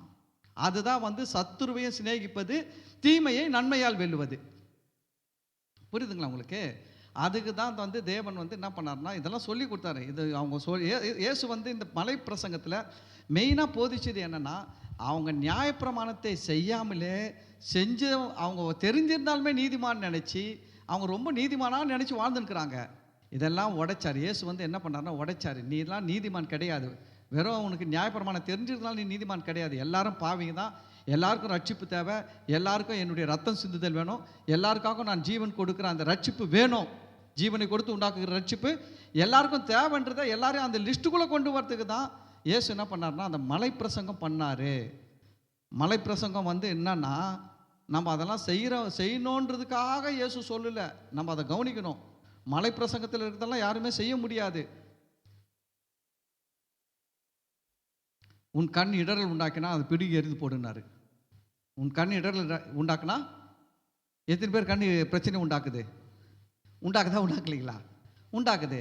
அப்போ ஒரு கம்பி போட்டு நோண்டி போட்டுடுறோமா கண்ணை? எந்த கிறிஸ்தவங்களாவது செஞ்சுக்கிறாங்களா? செய்யல. ஆனால் உடனே என்ன பண்ணுவாங்க தெரியுங்களா, அது ஆவிக்குரிய கண்ணுன்றுவாங்க. ஆக இயேசு சொல்கிறது என்ன, ஆவிக்குரிய கண்ணை பற்றி பேசலை, மாம்ச கண்ணை பற்றி தான் பேசுகிறாரு. உன் கை இடரல் உண்டாக்கினால் அதை தரித்து போடு, 2 கை உடையவனா 2 கண்ணுடையவனா நித்திய நரக அக்கினியில் தள்ளப்படுவதை பார்க்கலாம், ஒற்றை கண்ணனாய் ஊனனாய் ஜீவனுக்குள் பிரவேசிப்பது உனக்கு நலமாக இருக்கும் அப்படின்னு சொல்லிட்டு அவர் வந்து இந்த மாம்ச கண்ணை பற்றி பேசுகிறார், மாம்ச சரீரத்தை பற்றி பேசுகிறாரு. ஆனால் இவங்க டக்குன்னு எகிட்டுவாங்க, அது மாம்ச கண் இல்லை, அது ஆவிக்குரிய கண்ணை பற்றி பேசினார். சரி, ஆவிக்குரிய கண்ணால் தோண்டி போட்டியா? முடியாது. அப்போது அங்கே இயேசு என்ன சொல்கிறாரு பாருங்க, 2 அங்கி இருந்தால் இல்லாதவனுக்கு ஒருத்தனுக்கு 1 கொடுத்துடுறாரு. எத்தனை பேர்கிட்ட 2 புடவை 2 சுடிதார்லாம் வச்சுருக்கிறீங்க? நீங்களாம் கொடுத்துருக்கிறீங்களா? உடனே நீங்கள் என்ன யோசிப்பீங்க, பாஸ்டர் நீங்கள் வச்சுருக்கிறீங்க, நீங்கள் கொடுத்துருக்கிறீங்களா? நான் சொல்கிறேன், உலகத்திலே என்கிட்ட ஒரு துணி கூட இல்லைன்னு வந்து ஒருத்தர் கேட்கட்டும், நான் கொடுத்துட்றேன். என்கிட்ட ஒரு துணி கூட இல்லைங்க, என்னது போட்டுக்கிறதுக்கு ஒரு துணி கூட இல்லைங்க, நீங்கள் 2 வச்சுருக்கிறீங்க, எனக்கு 1 கொடுங்க, நீங்கள் 20 வச்சுக்கிறீங்க, 10 கொடுங்கன்ற அப்படிப்பட்ட ஆள் வரட்டும், நான் இன்னைக்கு ரெடியாக இருக்கிறேன், நீங்கள் அனுப்புங்க முடிஞ்சா. யாருமே இல்லை, கரெக்டுங்களா? யாருமே என்கிட்ட 1 கூட இல்லைன்னு சொல்கிற நிலைமையில் யாருமே இல்லை. அப்போ இயேசு இதெல்லாம் எதுக்கு சொல்கிறாருன்னா, இயேசு என்ன சொல்கிறாருன்னா, தான தர்மங்கள் பண்ணணும். புரியுதுங்களா? தான தர்மம் பண்ணணும், மற்றவங்களை நேசிக்கணும், எதிரியாக பார்க்காத, அவனை என்ன பண்ணு, அவன் கெடுதல் செஞ்சால் திரும்ப அவனுக்கு கெடுதல் செய்யாத, நல்லது செஞ்சு அவன் வெட்கம் அடைகிற மாதிரி, அவன் தோற்று போடுற மாதிரி நீ செய்யி, நீ ஒரு நல்ல குணநலன்களோட வாழு அப்படின்ட்டு தான் சொல்கிறார். அதே சமயம் வந்து நியாயப்பிரமாணத்தினால தங்களை நீதிமான் நினைச்சவங்களையும் பிரேக் பண்ணுறாரு, அங்கே உடைக்கிறாரு. நீ ஒன்றும் நீதிமான் கிடையாது, நியாயப்பிரமாணம் தெரிஞ்சிருக்கிறதுனால நீ நீதிமான் கிடையாது, நியாயப்பிரமாணத்தின் படி செய்கிறவங்க தான் நீதிமான் சொல்லிட்டு. சரி, இப்போ நியாயப்பிரமாணம் வந்து யாரையும் என்ன பண்ணலன்னா விடுதலை ஆக்கல, நீதிமானாக மாற்றலை. நியாயப்பிரமாணம் யாரும் என்ன பண்ணல, விடுதலை ஆக்கல, நீதிமானாக மாற்றலை. அதுக்கு தான் ரோமர்லேருந்து நம்ம பார்க்குறோம். ரோமர் 7வது அதிகாரத்துக்கு போகலாம் பாருங்க. முதல் வசனம், நியாயப்பிரமாணத்தை அறிந்திருக்கிறவர்களுடனே பேசுகிறேன், சகோதரரே, ஒரு மனுஷன் உயிரோடு இருக்கும் அளவும் நியாயப்பிரமாணம் அவனை ஆளுகிறது என்று அறியாமல் இருக்கிறீர்களா? இப்போ நியாயப்பிரமாணத்தை என்ன சொல்கிறாங்கன்னா, அது ஒரு உடன்படிக்கை. நியாயப்பிரமாணன்றது என்னது? பழைய உடன்படிக்கை. நியாயப்பிரமாணன்றது என்ன? பழைய உடன்படிக்கை. உடன்படிக்கையில் இருக்கும்போது அது உன்னை ஆளுகை செய்கிறது, அதை மறந்துடாத. அது எப்படி எடுத்துன்னு வர்றாருன்னா, ஒரு கணவன் மனைவி உறவுக்கு எடுத்துன்னு வர்றாரு, ஒரு திருமணத்துக்கு எடுத்துன்னு வர்றாரு. ஒரு புருஷன் ஒரு பெண்ணை கல்யாணம் பண்ணி தாலி கட்டிட்டானா, அந்த புருஷன் உயிரோடு இருக்கிற வரைக்கும் அந்த பெண் யாருக்கு உடையவளாக இருக்கிறாள், அடிமையாக இருக்கிறாள்னா அந்த புருஷனுக்கு தான். அவன் சோறு போடலனாலும் அந்த அம்மாவுக்கு அவனுக்கு தான் சொந்தம், துணி வாங்கி கொடுக்கலனாலும் அந்த அம்மா யாருக்கு தான் சொந்தம், அவனுக்கு தான் சொந்தம். புரியுதுங்களா? அதனால தான் சில பெண்கள் என்ன பண்ணுறாங்க, பெரிய சண்டை போட்டு அந்த கயிறை அறுத்து கையில் குத்துட்டு வந்துடுறாங்க. ஏன்னா அந்த கயிறு என்னன்னா எதை காட்டுது, அவன் உயிரோடு இருக்கிற வரைக்கும் நீ எனக்கு அடிமை அப்படின்றத காட்டுகிறது. அப்படி தான் நியாயப்பிரமாணம் சொல்லுது. பழைய உடன்படிக்கையில் நீங்கள் இருக்கிற வரைக்கும் அந்த பழைய உடன்படிக்கைக்கு நீங்கள் அடிமையாக இருக்கிறீங்க. அதை சொல்லிட்டு தான் அவர் சொல்கிறார் 2வது வசனம். அது எப்படி என்றில், புருஷனுடைய ஸ்திரீ தன் புருஷன் உயிரோடு இருக்கும் அளவும் நியாயப்பிரமாணத்தின்படியே அவனுடைய நிபந்தனைக்கு உட்பட்டு இருக்கிறாள். புருஷன் மரித்த பின்பு புருஷனை பற்றிய பிரமாணத்திலிருந்து விடுதலையாக இருக்கிறாள். புருஷன் செத்துட்ட பிறகு அந்த அம்மா என்ன ஆயிடுறாங்க, ஃப்ரீ. இப்போ வந்து புருஷனுடைய பிரமாணம் ஆளுகைலாம் என்ன இல்லை, அந்த அம்மா மேலே இல்லை, இப்போ விடுதலை ஆயிட்டாங்க. புரியுதுங்களா? இது எதுக்கு சொல்கிறாருன்னா, நியாயப்பிரமாணத்தை சொல்கிறாரு. நியாயப்பிரமாணம் இருக்கிற வரைக்கும் நீ எதில் இருந்தனா அதுக்கு அடிமையாக இருந்த. ஆனால் இப்போ என்ன ஆயிடுச்சு, நியாயப்பிரமாணம் மரித்ததாகிவிட்டது. உலகத்தில் இயேசு கிறிஸ்து மூலமாக கிருபையின் பிரமாணம் வந்துடுச்சு. இயேசு கிறிஸ்து மூலமாக என்ன வந்துடுச்சு, கிருபையின் பிரமாணம் வந்துடுச்சு. நியாயப்பிரமாணம் என்ன ஆயிடுச்சு, மரித்து விட்டது. புரியுதுங்களா? இயேசு சிலுவையில் நியாயப்பிரமாணத்தின் நிறைவேற்றி விட்டார். கிறிஸ்து நியாயப்பிரமாணத்தின் முடிவாக இருக்கிறார்.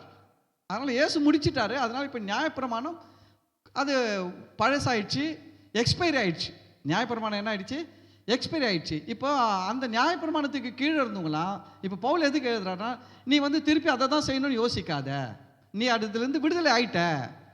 என்ன ஆயிட்ட, விடுதலை ஆயிட்ட. எப்படி, கணவன் உயிரோடு இருக்க வரைக்கும் ஒரு மனைவி கணவனுக்கு அவனுடைய சட்டத்திட்டங்களுக்கு உட்பட்டு இருக்கிறாள். ஆனால் கணவன் மரித்த பின்பு அவனுடைய சட்ட திட்டங்களிலிருந்து இந்த மனைவி என்ன ஆயிட்டாங்க, விடுதலை ஆயிட்டாங்க.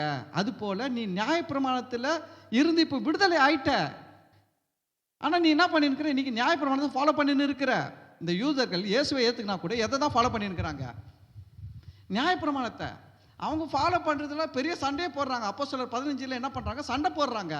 யாருக்கிட்ட, மற்ற ஜனங்கள் இயேசுவை ஏற்றுக்கொண்ட மற்ற ஜனங்கள் கிட்ட போயிட்டு என்ன சண்டை போடுறாங்க, நீங்கள் வந்து இயேசுவை ஏற்றுக்கு நீங்கள் சும்மா அப்படியே ஆமென் அல்லேலூயா சோத்திரம் கூத்திரம்லாம் போனால் செல்லாது, நாங்கள் நியாயப்பிரமாணத்தை ஃபாலோ பண்ணுற மாதிரி நீங்களும் நியாயப்பிரமாணத்தை ஃபாலோ பண்ணணும், நியாயப்பிரமாண சட்டத்திட்டங்களை கை கொள்ளணும் அப்படின்னு இவங்க பிரச்சனை பண்ணுறாங்க. இப்போ பவுல் அதெல்லாம் உடைக்கிறதுக்கு தான் எழுதுறாரு. என்ன எழுதுறாரு, எப்படி கணவன் உயிரோடு இருக்கிற வரைக்கும் தான் கணவனுடைய சட்டத்திட்டம். கணவன் இறந்த பிறகு அதுலேருந்து நீ விடுதலை ஆகிட்ட. அது போல் வந்து நீ நியாயப்பிரமாணத்தில் இருந்த முன்னாடி, ஆனால் என்னைக்கு இயேசுவை ஏற்றுக்கினியோ அன்னைக்கு நீ கிருபையின் பிரமாணத்தில் வந்துட்ட. இப்போ நீ நியாயப்பிரமாணத்துக்கு கீழே கிடையாது. நியாயப்பிரமாணத்துடைய அந்த பழைய உடன்படிக்கையில் நீ கிடையாது, புது உடன்படிக்கையில் வந்துட்ட. இயேசு என்ன சொன்னார்? அவருடைய ரத்தத்துக்கும் சரீரத்துக்கும் அடையாளமாக இருக்கிற அந்த ரசத்தையும் அப்பத்தையும் எடுத்து காண்பிக்கும் போது என்ன சொன்னார்? இது புதிய உடன்படிக்கையின் அடையாளம் சொன்னார்களா? சொல்லிங்களா? இது என்ன அடையாளம்? புதிய உடன்படிக்கையின் அடையாளம். அப்போ இயேசு கிறிஸ்து மூலமாக என்ன வந்துச்சு? உலகத்தில் புதிய உடன்படிக்கை வந்துடுச்சு. அப்போ பழைய உடன்படிக்கை என்ன ஆயிடுச்சு? எக்ஸ்பைர் ஆயிடுச்சு. ஹலோ, பழைய உடன்படிக்கை என்ன ஆயிடுச்சு? எக்ஸ்பைர் ஆயிடுச்சு. நாள் பட்டதுன்னு சொல்றார் பவுல். பழைய உடன்படிக்கை நாள் பட்டதாயிற்று. நாள் பட்டதுன்னா எக்ஸ்பைரி. ஒரு பொருள் வாங்குறீங்க, கடையில் போய் வாங்குறீங்க, பிஸ்கட் பாக்கெட் வாங்குறீங்க, பிரிட்டானியா 50-50 கொடுப்பா ஒரு பாக்கெட்டு, 10 ரூபா கொடுத்தவொடனே வாங்குறீங்க. வாங்கி டேட்டை பார்க்குறீங்க. புத்திசாலிங்க டேட்டை பார்ப்பாங்க. புத்திசாலி இல்லாதவங்க என்ன பண்ண மாட்டாங்க? டேட்லாம் பார்க்க மாட்டான்.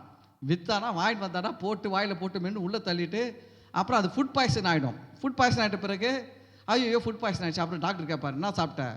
ஒன்றும் சாப்பிடல டாக்டர், 10 ரூபா கொடுத்து பிரிட்டானியா பிஸ்கட் சாப்பிட்டேன், 50-50 சாப்பிட்டேன். அப்புறம் அவர் சொல்லுவார், கவர் இருக்குதா? இல்லை, அது பழைய ஸ்டாக் கொடுத்துருக்குறான், அதனால் அது என்ன ஆயிடுச்சு? எக்ஸ்பைரி ஆயிடுச்சு.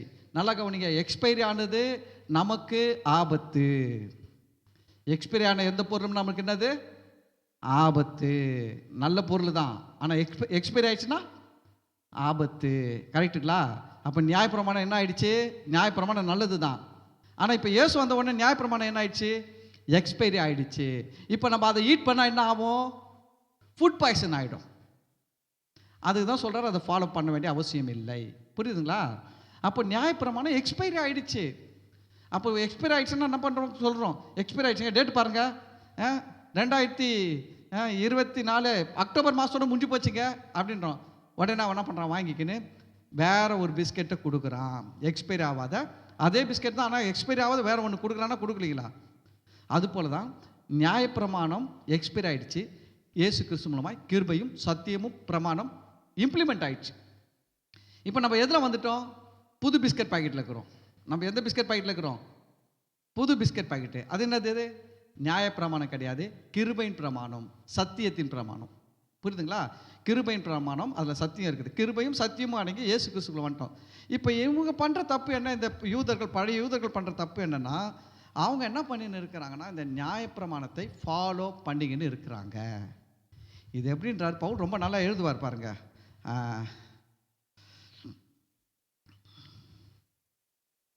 பாருங்க, ஆகையால் 3வது வசனம், ஆகையால் புருஷன் உயிரோடு இருக்கையில் அவள் வேறொரு புருஷனை விவாகம் பண்ணினால் விபச்சாரி எண்ணப்படுவாள். எப்படி ஏற்றுனார் தெரியுங்களா? இதை வந்து பவுல் எப்படி சொல்றார் தெரியுங்களா? ஒரு புருஷன் உயிரோடு இருக்கும்போது நீ வேற ஒரு ஆளை கல்யாணம் பண்ணா விபச்சாரி. அதை எது கொண்டு வர்றாருன்னா, இப்போ உன் வீட்டுக்கார் யாரு? ஜீசஸ். உன் வீட்டுக்கார் இப்போ யாரு? நீ இயேசுவை ஏற்றுக்கொண்ட, அவர் மணவாளனா இருக்கிறாரு, நீ மணவாட்டியா இருக்கிற, அவர் தான் உன்னுடைய புருஷன். இப்போ நீ நியாயப்பிரமாணற்ற புருஷனை கல்யாணம் பண்ணா நீ விபச்சாரி. ஹலோ, எப்படி எடுத்துன்னு வந்தார் பார்த்தீங்களா? எப்படி சொல்றாரு பார்த்தீங்களா? புருஷன் உயிரோடு இருக்கிற வரைக்கும் வேறொரு புருஷனை விவாகம் பண்ணினால் அவள் விபச்சாரி எண்ணப்படுவாள். சில பேர் பாருங்க, இன்னைக்கு இயேசு ஏற்றுக்கினாங்க, ஆனால் இவங்க கிருபையெல்லாம் நம்புறதே கிடையாது. இன்னைக்கு நியாயப்பிரமாண சட்டத்திட்டத்தெல்லாம் ஃபாலோ பண்ணுவாங்க. பழைய ஏற்பாட்டில் இருக்கிற சட்டத்திட்டம் இன்னும் நம்ம கிறிஸ்தவர்கள், இந்தியாவில் இருக்கிற கிறிஸ்தவர்கள் பார்த்தீங்கன்னா இந்த பழைய ஏற்பாட்டில் இருக்கிற சட்டத்திட்டத்தெல்லாம் ஃபாலோ பண்ணுவாங்க. ஆனால் இதில் ஒரு காரணம் ஒன்று கேட்பாங்க, என்ன கேட்பாங்க, சரிங்க நீங்கள் நியாயப்பிரமாணம்லாம் இல்லைன்னு பேசுகிறீங்க, நீங்கள் தசம பாகம் வாங்குறீங்களா சபையில்? கேட்பாங்க. என்ன கேட்பாங்க? தசம பாகம் வாங்குறீங்களா? ஆமாம் நான் வாங்குறேன். அப்போ அது நியாயப்பிரமாணம் தானே? தசம பாகம் என்னது? நியாயப்பிரமாணம் தானே. ஓகே, நியாயப்பிரமாணத்தில் தசமபாகம் கொடுக்கணும்னு போட்டு இருக்குது தான், இல்லைன்னு சொல்லலை. ஆனால் நியாயப்பிரமாணம் வரத்துக்கு முன்னாடியே தசம பாகம் இந்த உலகத்தில் இருந்துச்சு. அதை யார் ஃபாலோ பண்ணாரு? ஆபிரகாம் ஃபாலோ பண்ணாரு. ஆபிரகாம் என்ன பண்ணுறாரு? அந்த 5 ராஜாக்களுக்கும் 4 ராஜாக்களுக்கும் சண்டை நடக்குது. இந்த 4 ராஜாக்கள் கிட்ட 5 ராஜாக்கள் தோத்து போயிட்டாங்க. இந்த 4 ராஜாக்கள் என்ன பண்ணாங்க? தோத்து போன அந்த 5 ராஜாக்களையும் பிடிச்சி அந்த 5 ராஜாக்கள் இருந்த தேசங்களில் இருந்த பொருட்களை எல்லாம் கொள்ளையடிச்சு எடுத்துன்னு போயிட்டாங்க. இப்போ அவங்கக்கிட்ட யுத்தம் பண்ணுறதுக்கு யார் போனார்? ஆபிரகாம் 318 பேரை கூட போயினார். போயிட்டு அந்த 4 ராஜாக்களை ஜெயிச்சார். ஜெயிச்சு அங்கேருந்து எல்லாத்தையும் எடுத்துன்னு வந்தார். எடுத்துன்னு வரும்போது மெல்கிசேதேக்கு என்று சொல்லப்படுகிற சாலமின் ராஜா வந்து ஆபிரகாமை ஆசீர்வதிக்கிறாரு. அப்போ ஆபிரகாம் அவர் எடுத்துகிட்டு வந்தது எல்லாத்துலேயும் தசம பாகத்தை யாருக்கு கொடுக்குறாரு? மெல்கிசேதேக்கு கொடுத்தாரு. அப்போ தசம பாகம் எங்கே தொடங்குச்சு? நியாயப்பிரமாணத்தில் தொடங்கல. நியாயப்பிரமாணத்தில் தொடங்கல, அதுக்கு முன்னாடியே இருந்தது. ஹலோ, நியாயப்பிரமாணத்துக்கு முன்னாடியே என்ன இருக்குது? தசம பாகம் இருக்குது. ஆனால் சில பேர் இன்றைக்கி என்ன கேட்பாங்கன்னா, நீங்கள் ஓகேங்க, நீங்கள் பேசுகிறீங்க, சத்தியெல்லாம் பேசுகிறீங்க, நல்லது தான். ஆனால் நியாயப்பிரமாணத்தில் நம்ம இல்லைன்னு சொல்கிறீங்க. அப்போ நியாயப்பிரமாண உபதேசம் தானே தசம பாகம். ஏன் அதை வாங்குறீங்க? நம்ம ஏன் தசம பாகம் வாங்குறோம்னா 3 காரணங்களுக்காக வாங்குகிறோம். ஒன்று, தசம பாகம் நியாயப்பிரமாணம் வருவதற்கு முன்னாடியே ஆபிரகாமால் தொடங்கப்பட்டது. ஆபிரகாம் என்ன பண்ணாரு? விசுவாச தந்தை. ஆபிரகாம் யாரு? விசுவாச தந்தை. நம்ம தேவன் எதன் அடிப்படையில் ஆபிரகாம் தேவன் கிட்ட வந்தார்னா விசுவாசத்தின் அடிப்படையில் வந்தார். ஆபிரகாம் எதன் அடிப்படையில் நீதிமானாய் மாறினார்னா கர்த்தரை விசுவாசித்தான், அதை அவர் அவனுக்கு நீதியாக எண்ணினார். எல்லாமே ஃபெய்த்தில் தான் வந்தார் ஆபிரகாம். இப்போ நம்ம எப்படி வந்திருக்கிறோம் தேவன் கிட்ட? ஆபிரகாமுடைய சிஸ்டத்தில் தான் வந்திருக்கிறோம். அதே விசுவாசம், நம்ம தேவனை விசுவாசம், இயேசுவை விசுவாசித்தோம். அப்படி ரத்தம் நம்முடைய பாவங்களை கழுவி நம்மை சுத்திகரித்து நம்மை நீதிமானாய் மாற்றி இருக்குது. புரியுதுங்களா? ஃபெய்த்தில் தான் நடந்திருக்குது. நியாயப்பிரமாணத்தில் நீதிமான் ஆகணும்னா அது பெரிய சட்டத்திட்டம் இருக்குது. ஐயோ, அதெல்லாம் செய்யவே முடியாது, செத்தா கூட செய்ய முடியாது. அதெல்லாம் அவ்வளோ இருக்குது ரூல்ஸ் அண்ட் ரெகுலேஷனு. நியாயப்பிரமாணத்தின் படி நீதிமானாக மாறவே முடியாது. நியாயப்பிரமாணம் ஒருவனே நீதிமானம் ஆக்குகிறது இல்லை என்று வேதம் சொல்கிறது. அப்போ நம்ம இதெல்லாம் செஞ்சலாம் நீதிமானாக மாற முடியாது, தேவன்கிட்ட வர முடியாது, தேவன்கிட்ட எதையும் பெற முடியாது. அப்போ நம்ம இதெல்லாம் எப்படி வாங்கணும் அப்படின்னா விசுவாசத்தின் மூலமா. அப்போது அதனால தான் என்ன சொல்கிறாரு? ஆபிரகாம் இயேசு கிறிஸ்துவை விசுவாசிக்கிற எல்லாருக்கும் தகப்பன். ஆபிரகாம் இயேசுவை விசுவாசிக்கிற நமக்கு தகப்பனாக இருக்கார். அப்போ ஆபிரகாம் விசுவாசிக்கிற ஆபிரகாம் கர்த்தரை கனம் பண்ணுவதற்கு அடையாளமாக தசமபாகம் கொடுத்தாரு. அதனால நாமும் தசம பாகம் கொடுக்குறோம். ரெண்டாவது, ஏன் தசமபாகம் கொடுக்குறோம் அப்படின்னா மத்தேயு 23:23 இயேசு வந்து சொல்கிறாரு, பழைய ஏற்பாட்டில் இருக்கிற சில சட்டத்திட்டங்களெல்லாம் நீங்கள் செய்கிறீங்க, ஆனால் ரொம்ப முக்கியமானதெல்லாம் விட்டுட்டீங்கன்னு சொல்கிறாரு. என்ன சொல்கிறாரு? நீங்கள் சீரகம், ஒட்டுறதலம், இது போல் சின்ன சின்ன பொருளெல்லாம் தசமபாகம் செலுத்துறீங்க, ஆனால் நீதியையும் இரக்கத்தையும் விட்டுட்டீங்க.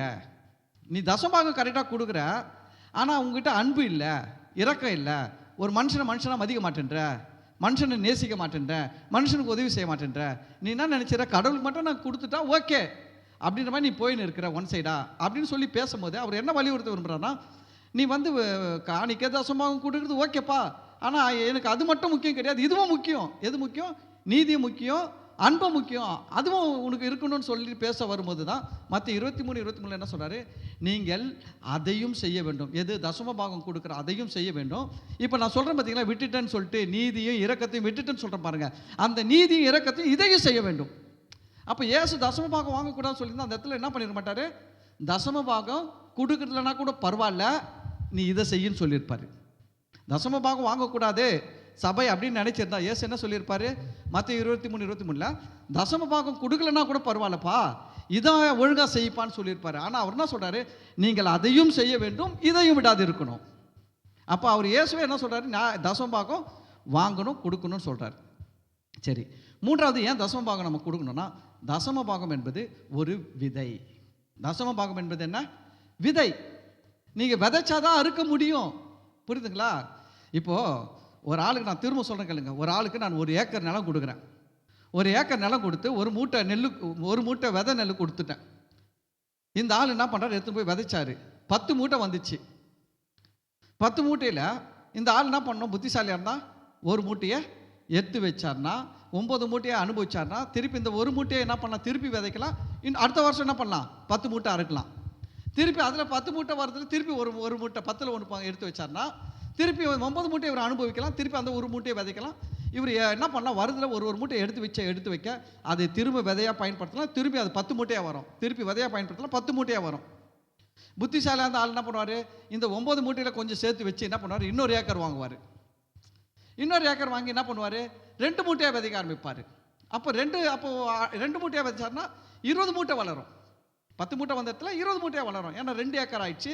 2 இப்போ அவர் இப்போ எவ்வளோ விதைக்கிறார்? இப்போது ஃபஸ்ட்டு 1 மூட்டை விதைச்சார். இப்போ என்ன 2 ஏக்கர் வாங்கினோன்னா 2 மூட்டை விதைக்கிறார். புரியுதுங்களா? அதுபோல் இது வந்து விதை. தசம பாகம் என்பது ஒரு விதை. வசனம் சொல்லுது விதைப்பு அறுப்பு இந்த உலகம் இருக்கிற வரைக்கும் இருக்கும். மனுஷன் எதை விதைக்கிறானோ அதை அறுப்பான். சிறுக விதைக்கிறவன் சிறுக அறுப்பான், பெருக விதைக்கிறவன் பெருக அறுப்பான். இது வந்து சட்டம். இது வந்து பூமி உள்ளளவும் விதைப்பும் அறுப்பும் ஒழியாது, அழியாது. அப்போ நம்ம ஏன் தசமபாகம் கொடுக்குறோம்னா அது ஒரு விதையாக கொடுக்குறோம். அதுக்கடுத்து நம்ம ஏன் தசமபாகம் காணிக்க கொடுக்குறோம் அப்படின்னா நாம் கர்த்தரை கனம் பண்ணுகிறோம். ஹலோ, கர்த்தரை கனம் பண்ணுறோம். கல்யாணத்துக்கு போகிறோம், ஏன் மொய் எழுதுறீங்க? ஏன் மொய் எழுதுறோம்? நீங்கள் போய் சொல்லுங்களேன், நான் உங்களை ரொம்ப கனம் பண்ணுறேங்க அப்படின்னு ஒரு கட்டு பிடிச்சிட்டு வந்துருங்களேன். அவன் கல்யாணம்லாம் முடிச்சுட்டு வருவான் வீட்டுக்கு. நீலாம் ஒரு ஃப்ரெண்டாடா கேட்பாடா? கேட்க மாட்டாடா? கேட்பான். நீலாம் ஒரு ஃப்ரெண்டாட்டு. எங்கள் வீட்டில் ரொம்ப நாள் சொல்லியிருந்தாங்க, எனக்கு ஃப்ரெண்டுங்க இருந்தாங்க. எனக்கு கல்யாணம் ஆகும்போது சத்தத்துலலாம் வேலை செஞ்சாங்க. கல்யாண மண்டபம் ரெடி பண்ணுறதுக்கு சத்தத்துலலாம் வேலை செஞ்சான். ஆனால் இந்த மொய் மட்டும் எழுதவே இல்லை அவனுமே. அப்போது மொய் எழுதாதனால அது என்ன ஆச்சு பார்த்தீங்கன்னா ஒரு கேள்விக்குறியாகவே இருக்குது. என்ன உன் ஃப்ரெண்டு என்ன செஞ்சாங்க? ஒன்றுமே செய்யலையே. இல்லை வேலை செஞ்சான், என்ன போறிய வேலை அதெல்லாம் அதெல்லாம் என்ன பண்ணல. மண்டபத்தில் வந்து தோரணம் கட்டுறது, என்ன மண்டபத்தை பெருக்குறது, மண்டபத்தில் ஜோடிச்சுது, இதெல்லாம் லிஸ்ட்டில் வரல. ஆனால் அந்த இடத்துல ஒன்று கொடுத்தா தான் என்ன வருது, அது கனம் பண்ணுவதற்கு அடையாளமாக ஏற்றுக்கொள்ளப்படுகிறது. அப்போ யோசிச்சு பாருங்கள், நீங்கள் கூட நம்மளை கூட ஒருத்தர் யாருன்னு நம்மளை கனம் பண்ணோம், ஹானர் பண்ணோன்னு நினைக்கிறாங்க. ஹானர் பண்ணுறவங்க என்ன பண்ணுவாங்கன்னா கண்டிப்பாக ஏதாவது கொடுத்து தான் ஹானர் பண்ணுவாங்க. கொடுக்காமல் நாம் ஒருவரையும் கனம் பண்ண முடியாது. புரியுதுங்களா? அப்போ வந்து நாம் தேவனை கனம் பண்ணுறோம். அதை கனம் பண்ணுறதுக்கு அடையாளமாக தான் நம்ம என்ன பண்ணுறோம், கொடுக்குறோம். ஏன் தசம பாகம் கொடுக்குறோம்? தேவனுக்கு நன்றி சொல்கிறோம். தசம பாகம் காணிக்கின்றது என்னன்னா தேவனுக்கு நன்றி செலுத்துகிறது. ஸ்தோத்திர பலியிடுகிறவன் என்னை மகிமைப்படுத்துகிறான். ஸ்தோத்திர பலியிடுகிறவன் என்ன பண்ணுறான்? என்னை மகிமைப்படுத்துகிறான்னு சொன்னார். 10 குஷ்டரோகி இயேசு சுகமாக்குனாரு. ஒரே ஒருத்தன் வந்து ஆண்டவரை மகிமைப்படுத்தினான். இயேசு என்ன சொன்னார் தெரியுங்களா? சுகமாக்கப்பட்டவர்கள் 10 பேர்கள் அல்லவா, மற்ற 9 பேர் எங்கே? கேட்டாரா கேட்கலையா? கேட்டாருங்க. இயேசு கேட்டார். நான் பைபிள் படிக்கும் ரொம்ப ஆச்சரியமா இருந்தது. இயேசு கேட்குறாரு, அந்த மற்ற 9 பேர் எங்க அப்படின்னா அவர் என்ன எதிர்பார்க்குறாரு? நான் அவனுக்கு ஒரு நல்லது செஞ்சேன், அவன் இன்னைக்கு நல்லா இருக்கிறான், என்னை வந்து என்ன பண்ணோம், ஸ்தோத்திர பலியிட்டு என்னை மகிமைப்படுத்தணுமே, எங்கே அவன் வரலையே. அப்போ நம்ம என்ன பண்ணுறோம்னா, ஏன் நம்ம காணிக்கை செலுத்துகிறோம், தசம பாகம் கொடுக்குறோம்னா நாம் தேவனுக்கு ஸ்தோத்திர பலியிட்டு தேவனுக்கு நன்றி செலுத்தி தேவனை மகிமைப்படுத்த விரும்புகிறோம். அதுக்கு தான் கொடுக்குறோம். அல்லேலூயா. இப்போ தெரிஞ்சிச்சிங்களா? நம்ம நியாயப்பிரமாணத்தின்படி கொடுக்கல. நம்ம எதன் அடிப்படையில் கொடுக்கல? நியாயப்பிரமாணத்தின்படி நீங்களும் கொடுக்கல, நானும் நியாயப்பிரமாண பேஸில் வாங்கலை. ஏன்னா நான் நியாயப்பிரமாண பேஸில் வாங்கினேன்னா அது வேறு மாதிரி போவோம். தீபாவளிக்கு உதாரணம் சொல்கிறேன், 10 டவுல் வாங்கினீங்கன்னா ஒரு டவுல் வந்துடணும். இங்கே வீட்டில் 2 கிலோ அரிசி 2 கிலோ போட்டு பிரியாணி செஞ்சிங்கன்னா 200 கிராம் பிரியாணி இங்கே வந்துடணும். அதுதான் நியாயப்பிரமாண தசம பாகம். நியாயப்பிரமாண தசம பாகம்ன்றது என்ன? எல்லாவற்றிலும் கடுகு சீரகம், வீட்டுக்கு அரிசி வாங்கினீங்களா, மூட்டை அரிசி 25 கிலோ மூட்டை வாங்கினீங்கன்னா 2 கிலோ வந்துடணும் சர்ச்சுக்கு. அதுதான் நியாயப்பிரமாண தசம பாகம். நம்ம அப்படியே வாங்குகிறோம் இல்லை. நம்ம நியாயப்பிரமாணத்தின்படி தசம பாகம் வாங்கலை, விசுவாச பிரமாணத்தின்படி நம்ம விதைக்கிறோம், நன்றி செலுத்துகிறோம், வாங்குகிறோம். அல்லேலூயா, அல்லேலூயா. ரோமர் 7 படிக்க முடியாது போல. பாருங்க, அந்த 3ஆவது வசனம் படிக்கலாம். அப்போ என்ன சொல்றாரு பவுல்? நீ வந்து நியாயப்பிரமாணத்திலிருந்து விடுதலையாகி இயேசுன்னு ஒரு புருஷனுக்கு சொந்தமாயிட்ட. ஆனால் நீ என்ன பண்ற, இப்போ நியாயப்பிரமாணம் என்ற புருஷனையும் வச்சுக்கிற. அப்படி பண்ண விபச்சாரம். அதுதான் சொல்றாரு. ஆகையால் புருஷன் உயிரோடு இருக்கையில் அவள் வேறொரு புருஷனை விவாகம் பண்ணினால் விபச்சாரி எனப்படுவாள். புருஷன் மரித்த பின்பு அவள் அந்த பிரமாணத்திலிருந்து விடுதலையானபடியால் வேறொரு புருஷனை விவாகம் பண்ணினாலும் விபச்சாரி அல்ல. இப்போ என்ன சொல்றாரு? நியாயப்பிரமாணம் குளோஸ் ஆயிடுச்சு. நீ முன்னாடி அதுக்கு ஒய்ஃபாக இருந்த, இப்போ நியாயப்பிரமாணத்துக்கு நீ ஒய்ஃபு கிடையாது. இப்போ நீ யாருக்கு ஒய்ஃபு? இயேசுவுக்கு ஒய்ஃபு. நீ ஒரே ஆளுக்கு ஒய்ஃபு. புரியுங்களா? நீ வந்து அப்படி தப்பாக நினைக்கக்கூடாது. அது வந்து அப்படி இல்லைங்க. அது எதுக்கு அவர் சொல்கிறாருன்னா, சில பேர் பாருங்க, ஒரு கணவர்கிட்ட இருப்பாங்க, அந்த ஆள் பயங்கர அடி தடி வெட்டு குத்து ஒரு நாள் கூட நிம்மதியாகவே இருக்க விட மாட்டான். குடிச்சிட்டு வந்து ஒரே அமகலம் பண்ணி ஊரெல்லாம் துரத்துவான். சில வீட்டுக்காரங்க இருக்கான்னு பார்த்துருக்கீங்களா? வீட்டிலே படுக்க விட மாட்டான் மனைவியை, ஊரெல்லாம் துரத்தின்னு போவான் அடிக்கிறதுக்கு. அந்த அம்மா பாவம் ஓடி போய் எங்கடா ஒரு ஃப்ரெண்டு வீட்டில் 2 வீட்டில் படுத்து கிடுத்து இவன் தூங்கிட்ட பிறகு 12 மணிக்கா அப்புறம் வந்து வீட்டில் வந்து ஒரு வாரமாக பார்த்து காலையில் பொழுது அடைச்சா காலையில் நல்ல பிள்ளை மாதிரி எழுச்சிப்பான்.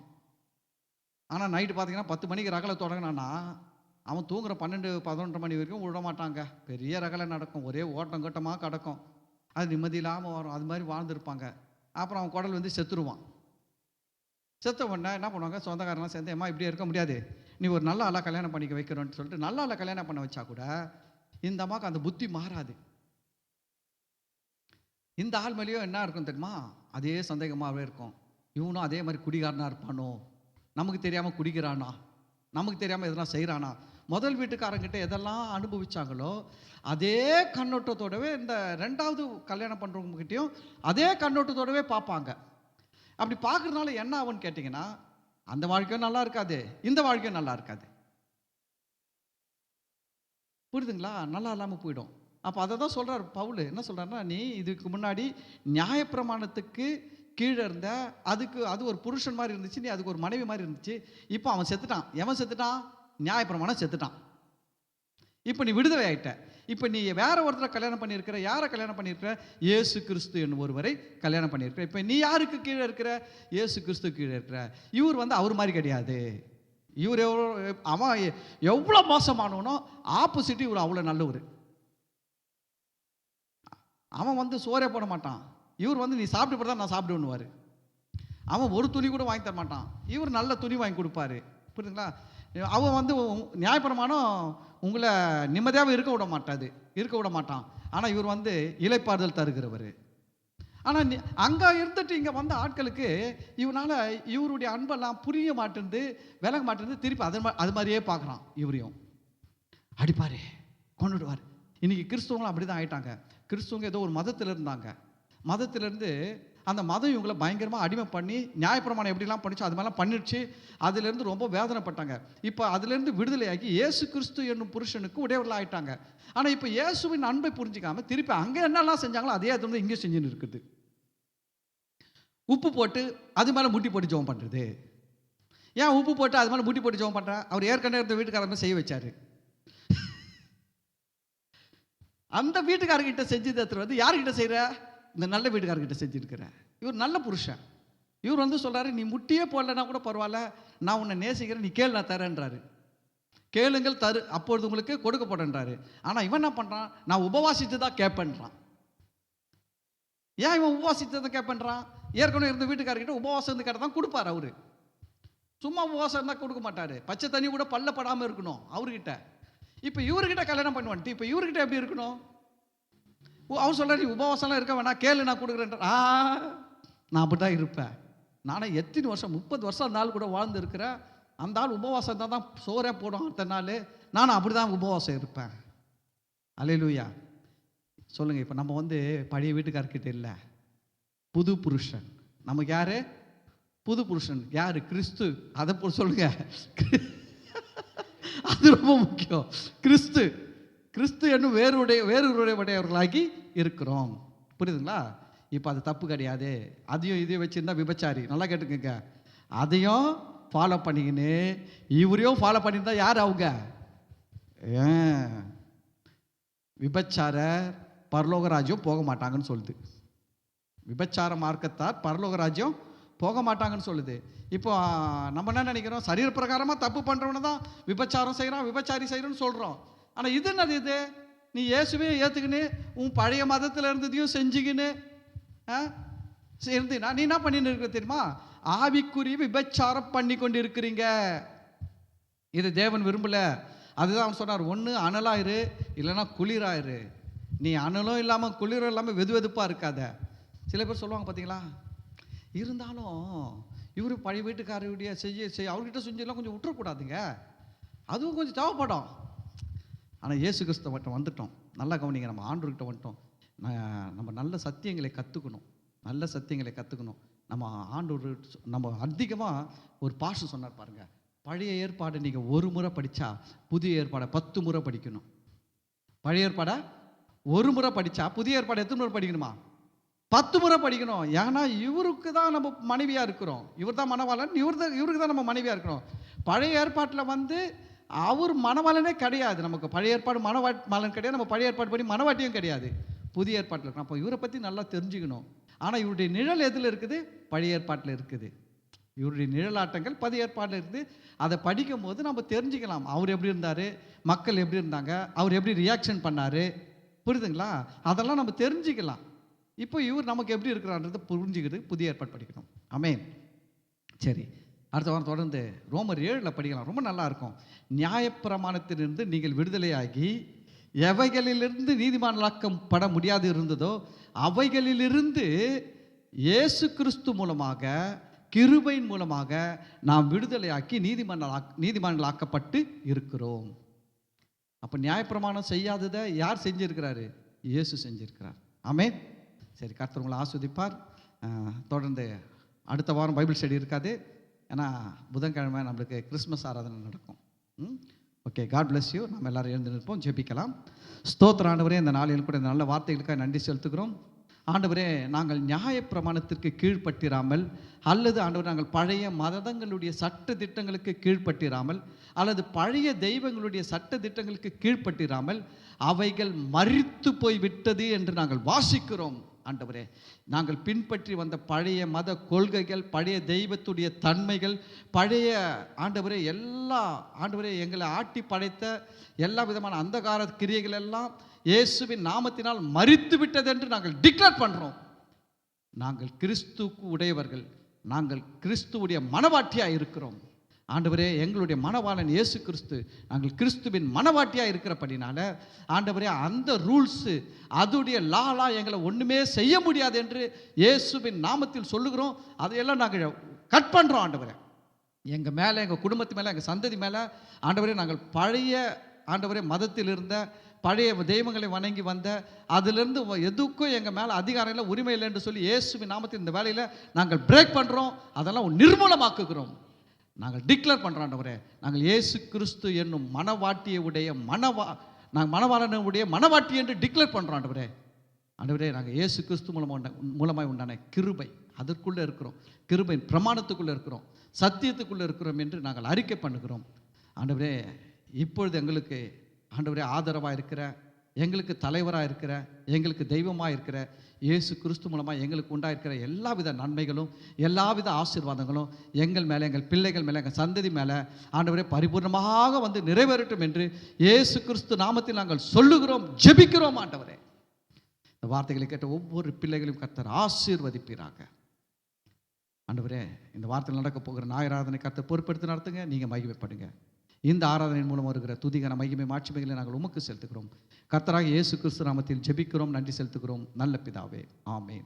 என் ஆத்துமாவே கர்த்தரை ஸ்தோத்தரி, என் முழுவலுமே அவர் பரிசுத்த நாமத்தை ஸ்தோத்தரி. என் ஆத்துமாவே கர்த்தரை ஸ்தோத்தரி, கர்த்தர் செய்த சகல உபகாரங்களையும் மறவாதே, ஆமேன். பிதாவாகிய தேவனுடைய அன்பும் கர்த்தராகிய இயேசு கிறிஸ்துவின் கிருபையும் பரிசுத்த ஆவியினுடைய அந்யோன்யமும் ஐக்கியமும் ஆசீர்வாதமும் வழிநடத்துதலும் இப்பொழுதும் ஆண்டவராகிய இயேசு கிறிஸ்துவின் வருகை வரையிலும் நம் அனைவரோடும் கூட இருப்பதாக, ஆமேன். ஹல்லேலூயா, ஹல்லேலூயா, ஹல்லேலூயா. கர்த்தர் உங்களை எல்லாரையும் ஆசீர்வதிப்பார். God bless you.